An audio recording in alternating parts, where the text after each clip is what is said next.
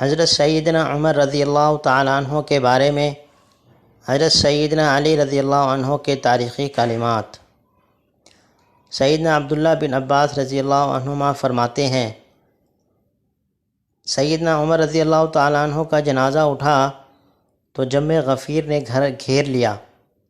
کسی نے میرا کندھا پکڑ لیا، مڑ کے دیکھا تو وہ علی تھے، جو کہہ رہے تھے، عمر تمہارے بعد کوئی ایسا نہیں جس جیسے عمل کرتے ہوئے میں اللہ سے ملنے کی تمنا کروں۔